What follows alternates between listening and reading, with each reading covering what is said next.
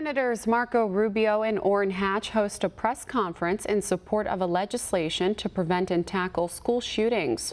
One America's Kristian Rouz has our report. A bipartisan group of senators are advocating for legislation aimed at curbing school shootings without infringing on Second Amendment rights.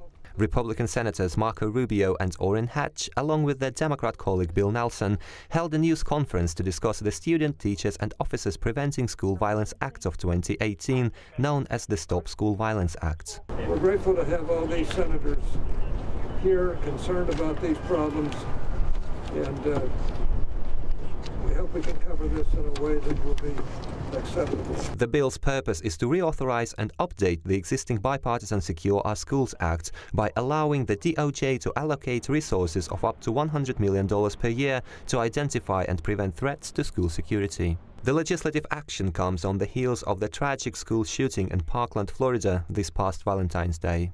Lawmakers stress, though the compromise bill is not aimed at addressing every aspect of the issue, it will tackle the most important problem, which is people seeking to stage mass shootings. And the fact that across this country, whether it's in Utah or in the LA school district, there are programs that are successfully doing it, give us a model to follow.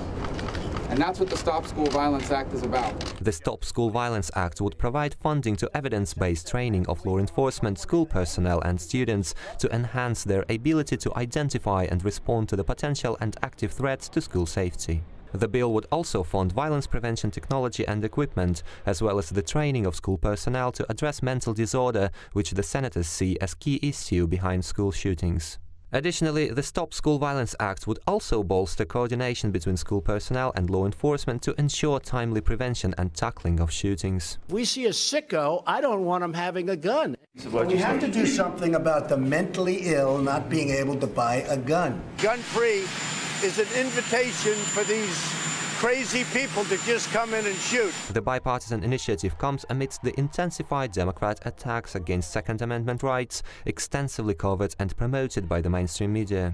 The Democrat gun-blaming campaign seeks to ban or significantly restrict legal possession of firearms altogether, despite such proposals address neither the illicit gun purchases nor mental disorder and ill intentions of potential or active school shooters. Behind me are 7,000 empty pairs of shoes that represent 7,000 kids killed by gun violence since Sandy Hook in 2012.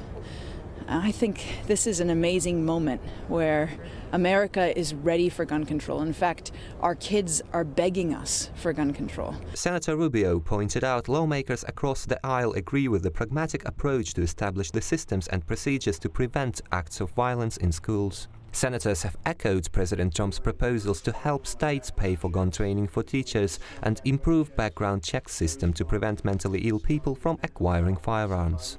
If passed by Congress, the Stop School Violence bill would allocate $75 million for the current fiscal year and then $100 million annually for the next 10 years. But Senator Rubio and I also, the sponsorship of the legislation that would provide financial incentives to the states to identify the red flags, those that would be brought to the attention of the authorities on someone that would pose a danger. Senator Rubio urged lawmakers to pass the bill, stressing lawmakers could subsequently proceed to discuss or tackle other challenges to school safety. Kristian, Rouz, One American News. We can use your help. Call your cable provider and kindly demand that One American News is added to your lineup. Call today.